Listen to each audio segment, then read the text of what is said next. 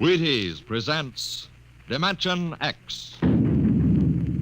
Adventures in time and space, transcribed in future tense. Dimension X.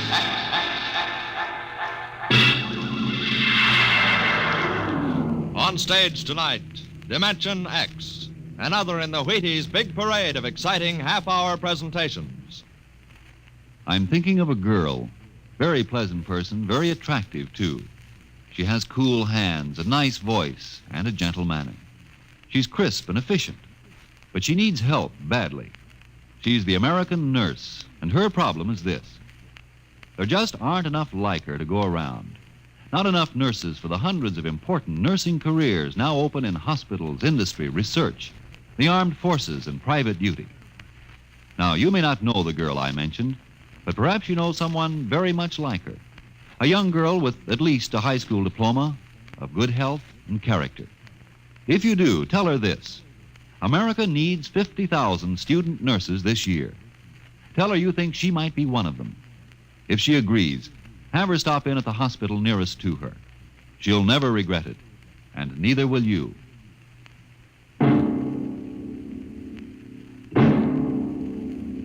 Now, tonight's adventure into the world of the unknown, the world of Dimension X.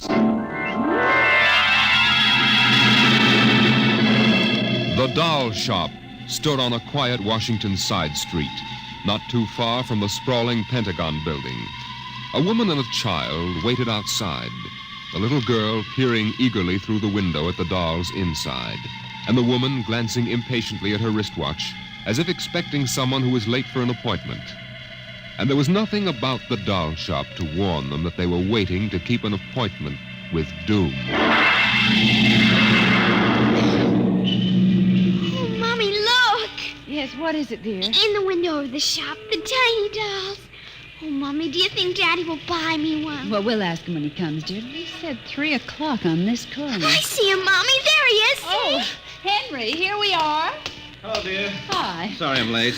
Well, we've been waiting for you. Cindy's been Yes, telling... I'm afraid I'll have to call off the shopping, Alma.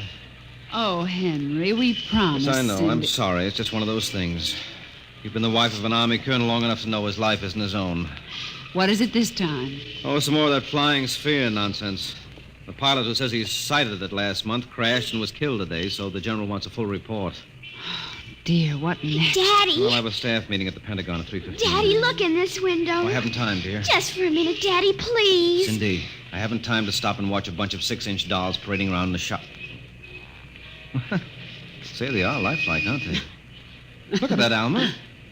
Dolls are marching around like a regular review. They've even got their own little band. Henry, your staff meeting. Oh, yeah. Yes, I've got to run. Now, look, don't go spending a lot of money on that nonsense, Alma. No, dear. Bye. Bye, dear. Bye, Cindy. Bye, Daddy. Oh, Mommy, look. Look, the band's going to play. Aren't they wonderful, honey? You know, it's funny. I must have stood on this corner 1,000 times, and I've never even noticed this shop before. Good evening, children. Oh, well, good evening. Mommy, he talks awful funny. Hush, Cindy. Would you like to step inside the shop of Santor Perigi? Well, yes, we would. This way. Oh, Mommy, it's like fairyland. Here in the shop of Santor Perigi, creator of Perigi's Universal Wonderful Dolls, the world of adult reality is blended with the world of child's fantasy. This is a new shop, isn't it, Mr. Perigi? What is new and what is old? Come, this way. Would you like to meet one of my little ones? Oh, yes. This one in the red jacket is Toto. Speak, little one. How do you do? How do you do? Oh, isn't that wonderful? Mommy, he talks. The doll talks. Amazing. It's absolutely amazing. That is nothing for Perigi's wonderful dolls. Listen, sing, Toto. Sing for the little girl. My name is Toto. Cindy, listen. Sing, Toto. Men are big and tall. Dolls are very small. When men begin to fall, the dolls will rule them all. Oh, more! Toto, more! Well, how do they work Mr. Perigi? How do they work? That is the secret of the great Perigi, greatest of all doll masters. To make an ordinary doll is nothing. To make a perfect replica, that is something. But to make a doll with intelligence, that is the work of an artist, huh? Well, yes. Well, they must be very expensive. Madame, when I construct a doll like Toto, I cannot bear to be parted from him permanently. So instead of selling, I rent my little people. You rent dolls? Precisely. $10. I have but one request. When you grow tired of my dolls, you must return to me in good Oh, condition. Mommy, could we take him home? Take him home! Take him home! Take him home! Oh, look, Mommy, look. He's bowing and dancing. Oh, Mommy, he wants to come. Please, I'll take such good care of it, please. Well, honey, we'll have to deal with your father later, but... Well... Oh, Mommy. All right, wrap him up, Mr. Perigi. Oh, dear, I have a feeling when your father comes home, we'll be sorry. Be sorry! Be sorry! Be sorry! Be sorry!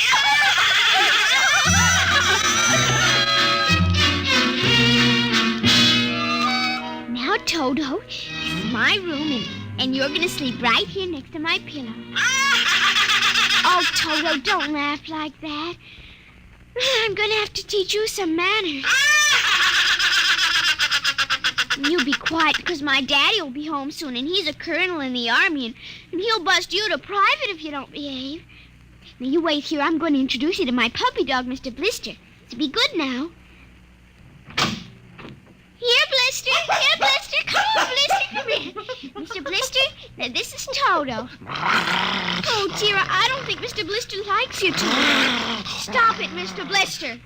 Now, come over here and shake hands with Toto, Mr. Blister. Come on, now. Mr. Blister, let him go. Let go. Let go. Cindy, Mr. Blister, come over here. Why, what happened, dear? Mr. Blister tried to bite my doll. Look how frightened Toto is. Dolls don't get frightened, Cindy.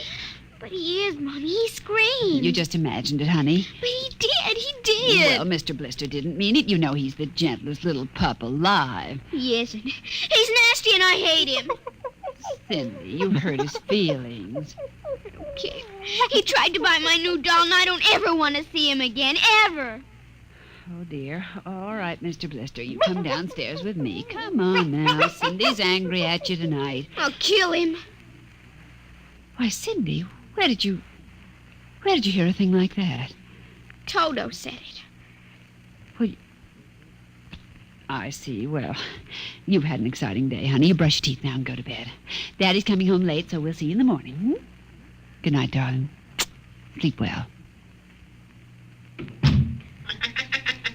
I hate him, Mr. Toto. I hate him. Hate him!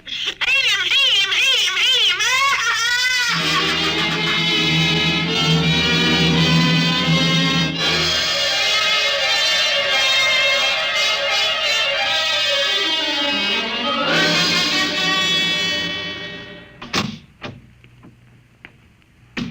Morning, Alma. Breakfast ready? Just a minute. How was the staff meeting last night, dear? Oh, horrible bore as usual. Where's the little one? Up in her room. She'll be down in a minute.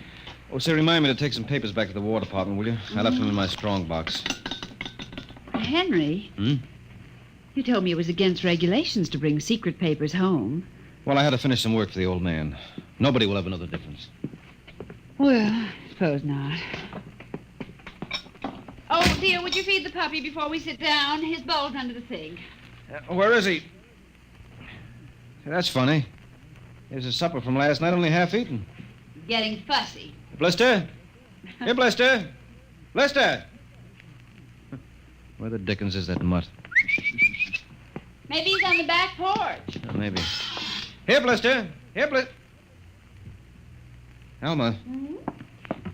What is it, dear? Alma, look. Why, Henry. Is he? Yes, he's dead. But how? What happened? From the looks of it, he might have been poisoned. Poisoned? Who on earth would do a thing like that to an innocent little pup? I don't know. Let's see his dish. Oh, Henry. I don't understand this at all. Say, what's this? What's what? Well, look, there are pieces of broken glass in his food. Blue glass. Glass? Glass? Henry. Huh? Well, I just remembered something. What? It may just be coincidence, but in the bathroom this morning... What about the bathroom? Cindy's blue glass, you know, the one with the Mickey Mouse on it. Mm-hmm. It was broken, Henry.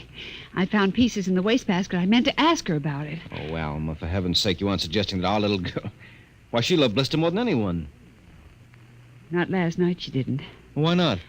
Well, he went after Toto. Well, who's Toto? Oh, her new doll. You bought her one of those dolls? Well, I just rented it. Rented it? Yes. Look, Alma, Oh, no. Oh, well, all right. Well, what's this got to do with Blister? He went for the doll, and Cindy... Well, Cindy said... Henry, she said she'd kill him. What? Well, that's ridiculous. It's true. Good heavens, a 9-year-old child putting ground glass and dog food? She'd have to be a monster. Mommy. Now, don't say anything. I'll talk to her.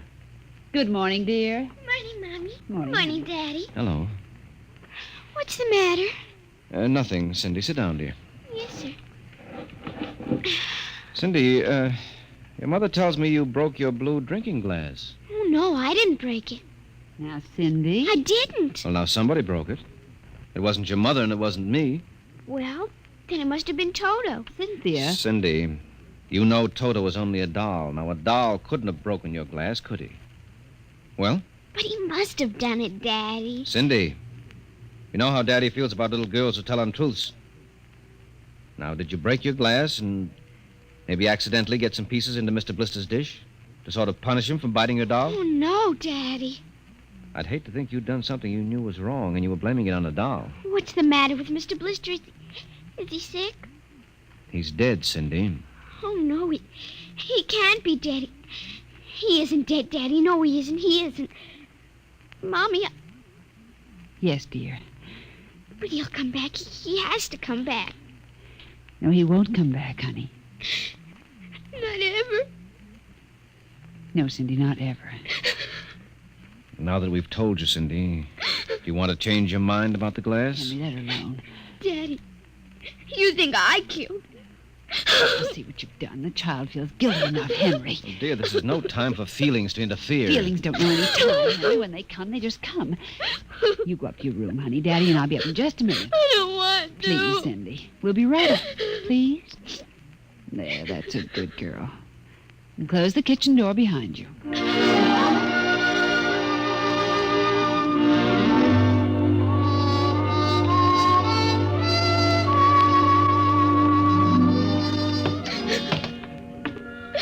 Mr. Blister's dead. And he isn't coming back. Ever. Ever.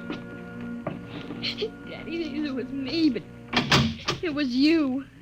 It was you!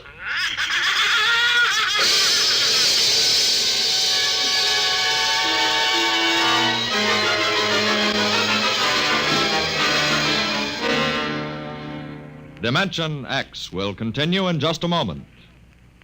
You know, friends, Breakfast of Champions is a whole lot more than a phrase written across a package of Wheaties. There's one thing I could tell you. I could tell you that it means champions in the world of sports eat Wheaties. And it's so true. You bet it is. But I've got a better idea, and one I think you'll like. I think perhaps you'd rather get the story from a champion himself. So here is a champion. Will you introduce him, Ed Prentice? Now, young man, will you tell us what you do for a living? I pitch. You what? Pitch. You know, baseball. To have a baseball team, you have to have a pitcher. I'm a pitcher. I pitch. Oh, yes, I see. And are you on a team? Yes, sir. I'm on the Cleveland Indians. Cleveland Indians, hmm? What is your name, young man? I'm Bob Feller, and you know it as well as I do, Ed. Sure I do, Bob. It's good to see you. This makes your 14th season playing with the Indians, doesn't it? Yep, Ed. 14 years. Well, tell me, Bob, how long you been eating Wheaties? Oh, about 20 years, give or take a couple. You mean you started eating Wheaties before you started playing ball? Why, of course. What's so strange about that? Most people start eating Wheaties before they get to playing ball. In fact, most people never start playing baseball. You don't have to be a ball player to enjoy the lift you get from Wheaties with milk and fruit. You're right as rain, Bob. No champ ever said a truer word about Wheaties, Breakfast of Champions.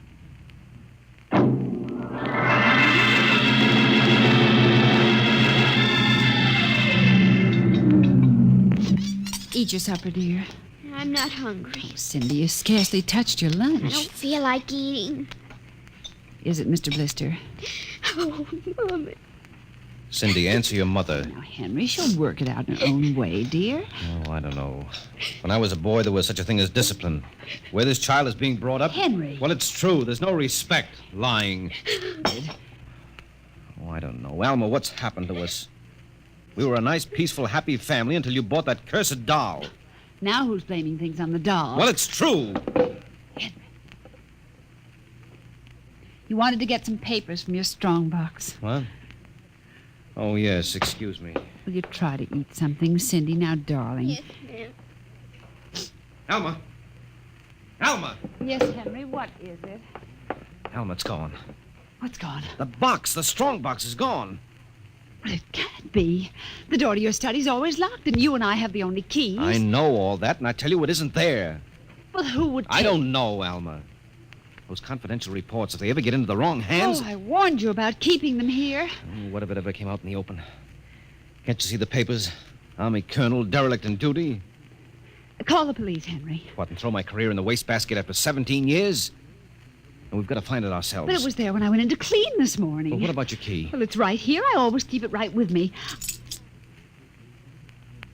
That's funny. Oh, no. But my other keys are all on the ring. You've lost it. I don't see how. Alma, how could you do it? Henry, please. Come on, we'll search the house. I can't think of anything else to do. Oh, dear, you're going to miss your staff meeting. Well, all right, never mind the meeting. My whole career goes up in smoke if we don't find those reports. Now, somebody get hold of your key and open that room. I know, Cindy. Oh, let the child alone. She's been through enough. You know she wouldn't do a thing like that. I don't know anything anymore. I don't know my own child. I don't even know you. Henry. All I know is that strongbox is gone with papers that are dynamite if the wrong person gets them. The question being who? What's that? Coming from upstairs. What's that blasted doll again? Something must have set it off. I don't know how the mechanism works. Well, for heaven's sake, let's go up and shut it off. Right.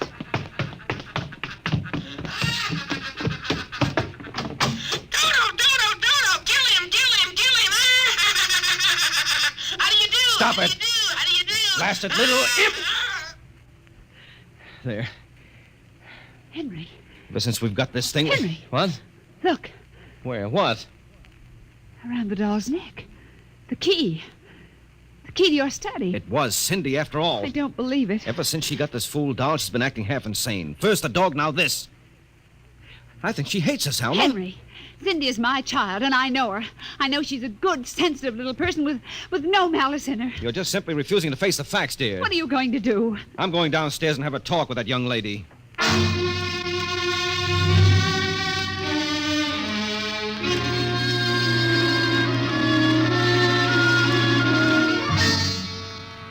Cindy, you're not telling me the truth. Oh, yes, I am, Daddy. Now, all I'm asking is that you tell me the truth. Now, where is it? I didn't take it, Daddy. Honest, I didn't take it. I suppose you're going to tell me now that a little 6-inch doll took my strongbox and hid it. Well?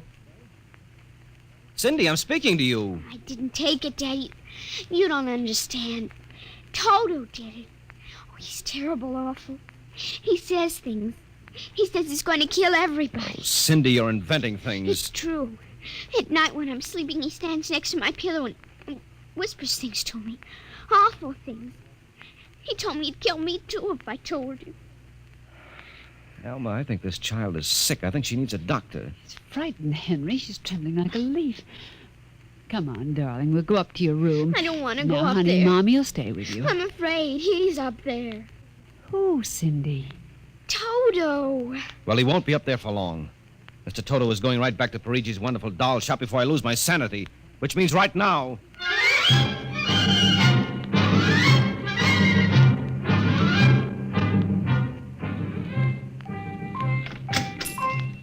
Ah, Colonel Grayson. Welcome to the home of Perigi's wonderful doll. Are you Perigi? Santor Perigi, creator of the universal doll. The doll with the mind. The doll Yes, with... well, I'm returning one of your masterpieces. Oh? If you will step into the rear of my shop. Now, what is the complaint? There's no complaint. Here's your doll. Good riddance. My little Toto, rejected, you found the world of men too filled with hate. Hate, hate, hate, hate. We will change all that later on. Return to your comrades in the window, little one. And now, Colonel Grayson? I think we have no further business, sir. Ah, but we do, Colonel. Let me see. Ah, yes. Here it is. Do you recognize this, Colonel? That's my strong box. My little Toto is very clever, sir. Are you trying to tell me your doll stole that from me? Let us not say stole. I'm merely keeping it in custody. What's your game, Perigi? Blackmail. You give me what I want, I do not ruin your career. What do you want? Information. We already know something from the reports of the War Department concerning a certain strange-looking sphere reported by one of your pilots. What government do you represent? I represent Perigi's wonderful dolls, none other. I'm not so naive, sir. Perhaps I should explain. Each man hides something from the world. Each man loves something more than life. With the help of my wonderful dolls, I obtain personal information which enables me to control the men who control the world. Men like you. Hand over that strong box. I warn you, I have a gun. Give it to me. You are being foolish. Put down that walking stick. Now. No closer. Now!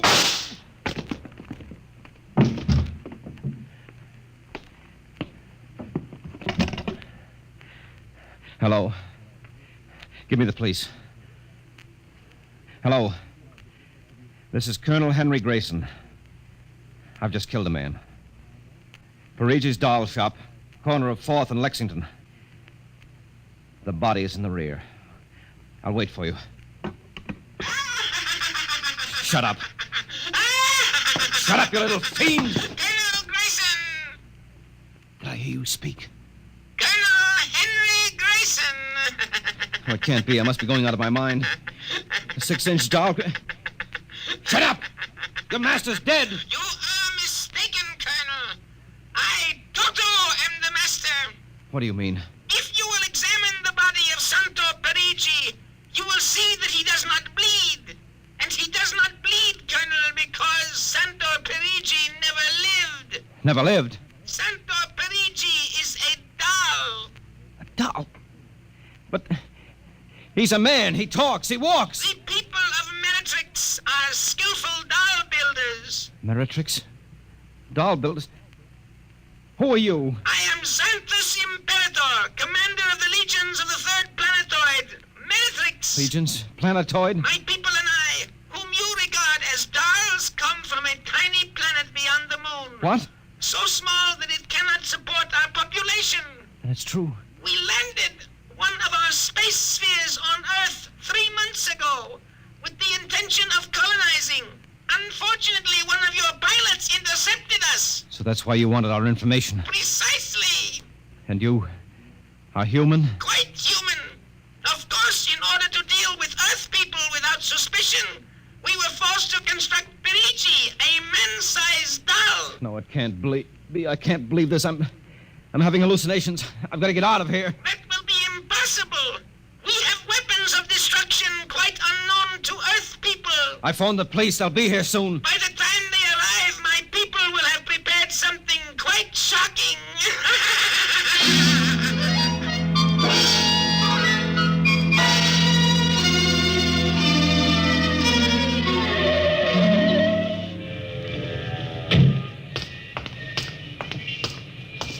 Keep me covered, Ryan. Okay, Sarge.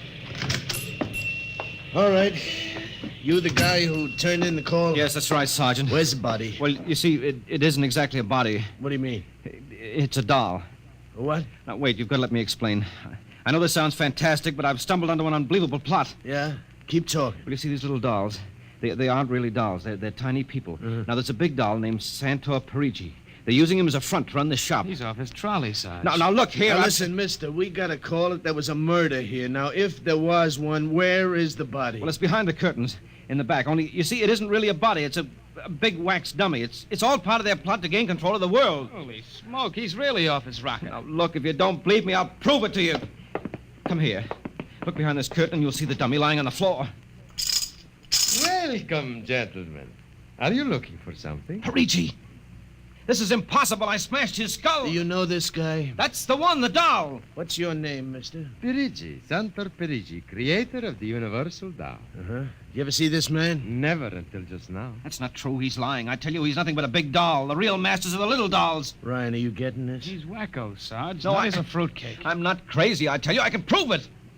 They must have fixed up his head where I smashed it in. Touch him and you'll see. Mr. Perigi, you know what this guy is talking about? The man is demented, obviously. No, that's not true. I tell you, there's a plot to control the Earth. I've got to call the War Department. They want to know about the flying sphere. Holy mackerel, this gets worse every minute. Ryan. Take him to headquarters. No, save some time. Take him down to Psycho Ward. Okay, all right, Buck wait. Rogers. Come along nice and quiet. No, don't you see? He's nothing but a man-sized Yeah, doll. Sure, and the little ones are going to take over the Earth, and you're going wait and cut out some nice paper dolls. Oh, please, listen to me. You've got to listen to me. You've got to. Sorry you had all this trouble, Mr. Perigi. Poor chap. He is obviously suffering from delusions. Well, he's not the only one in Washington today. You know, we've been getting a whole string of crack-ups lately, bigwigs blowing their tops under pressure. If you could see some of the names in our confidential files... You keep confidential files on cases like this? Certainly. Believe me, they'd be dynamite if they ever got in the wrong hands. Well, I'd better be running along. Hey, is that a talking doll? Yes, Sergeant. My name is Toto. I dance and sing. Well, I'll be... Hey, my little girl would be nuts for that. So? Then please accept the doll for saving my life. That madman might have killed me. Yes, but Take Toto home with you as a gift. Well, now, I don't know, Mr. Perigi. It's against regulations for us to accept favors. But this is not for you. It is for your little daughter. And if you will only take the doll and give him a good home, you will be doing me a great favor. Well, then, if you insist, and thanks very much. When my kid sees this, will she be surprised? Yes, Toto will come as a great surprise. A very great surprise. Hey, Toto?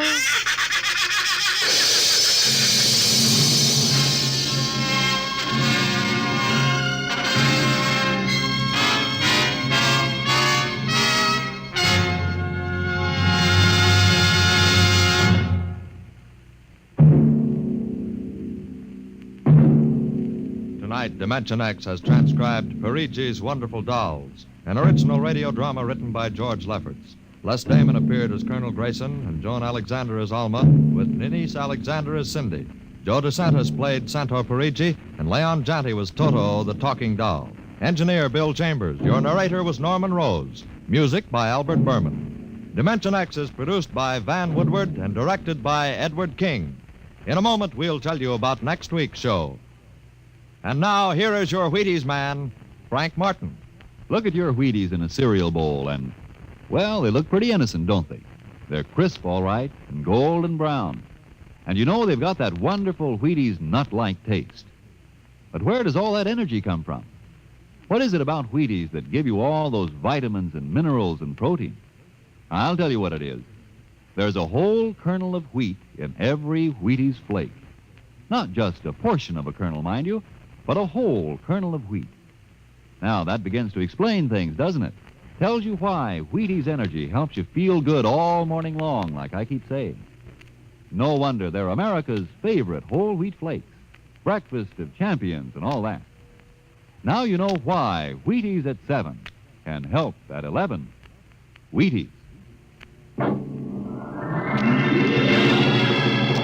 Next week, the strange story of a curse that came true. It's the story of the Castaways, another adventure into the unknown world of tomorrow, the world of... Dimension X. And this is the Wheaties man, Frank Martin, inviting you to listen Saturday, that's tomorrow night, to Joel McRae in Tales of the Texas Rangers on the Wheaties Big Parade. See you then.